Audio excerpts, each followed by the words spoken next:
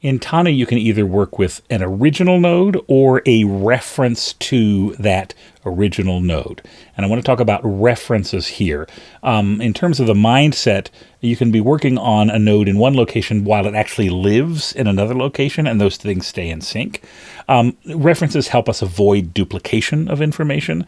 If we're using something that is the same in two places and they stay in sync, that's a lot safer than having two independent copies.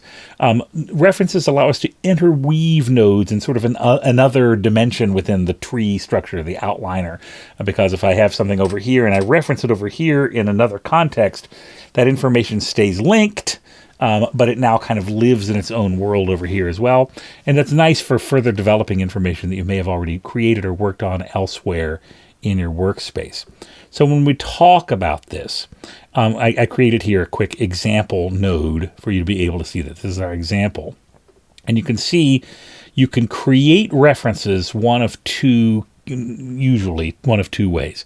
You can just use copy and paste from an existing node, and I'll explain that in a second.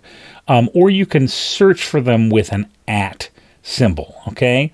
So first of all, we have our editable reference. You can see this is the original node from above. I'll show you how we can get it there. If I put the cursor in here, and I'm not going to highlight any text. If I highlight text, I'll just copy the text. But if I have the cursor blinking and I hit Command-C, then I come down here, as we did before, and I hit Command-V, that is a reference. You can see it has the little dashed line around it. That marks it as a reference. And if I were to click on it, or if I were to move the mouse onto it, it doesn't go with the blinking cursor there. It gives us this little blue line around it. Now, so that tells us it's a reference back to another node. If I hit Enter, I can then modify this, and you can see when it's this kind of reference, we'll talk about the inline reference in a minute, but when it's editable, you can see the original node is modifying as I modify this reference. If I then hit Command down arrow, it opens up these like children below it, child, node, we'll say, and you can see on the original, that actually added a child node to the original. So you can think of these embedded references here, or editable references, as actual windows on the original node. You can actually modify the original node, modify this one, and that's what I mean when I say it keeps them in sync. So, you're using it, you can use your command down arrow to navigate, and the child nodes will be added there. You can also create, I didn't show you how I could search for that with an @ symbol. Let me do that real quick. So this may be a little harder. This is our example original node. As you can see, actually, no, it worked out pretty quickly here. This is the one I think I want here. This is the YouTube playlist one. Yeah, there we go. Okay, so this is our node from above, and it has our child node. Searching with the @ symbol, obviously there's a lot more possibilities there, and so it can be a little more confusing, but that's why I like to just copy it directly if I know where it is. But you can use @ With the inline reference, an inline reference creates a clickable link to the original node. And it's done the same way. You still copy it from up here, and I can, this is inline, and I paste it. But it's because it's not its own node, it's now clickable, and I can click it, and it go into the original node. I can click it with a command held down, and it'll open in the sidebar. Or I can highlight over it like this, and now I can command down arrow and actually have an editable link to the original node there.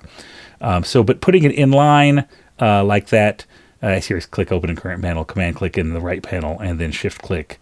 If I shift click it, or if I command down arrow, it'll open that. But that allows us then, if I put something underneath this, that shows up here, but that does not show up in the original node, because this is an inline reference to the original node, and I can kind of interweave it with other things. Now, when we're talking about copying and pasting, if I highlight text and use Command-V, Command-C and Command-V, I just get that text. If I put the cursor in the node, Command-C and Command-V will actually create a reference. Now, I can't create a reference at the same place, but if I paste it here, I can. So Command-C with just the cursor in the node. Cursor in the node, Command-C, and then Shift Command-V will copy a duplicate. So rather than a reference, I'll get just a duplicate of the node. And then if I just put the cursor in here and use Shift Command D, I can create a duplicate in one swipe there. Okay, that's how that works. And now as we look over here to the exercises, this is actually already done in this one, so you can, I have it so that it isn't done in your exercise. But I copied this here and pasted it down here to create this. And then you can edit this from down here if you want. If I were to edit this here, if I call it 1234 Oceanfront Drive, you'll see it changes up here too. And then I copied and pasted in the middle of this, and I can add this other information here. It gives me the link back to the hotel information, the task there, but it also gives me a place where I can add additional information on this particular node. And so that's how you can use references and why you can use references.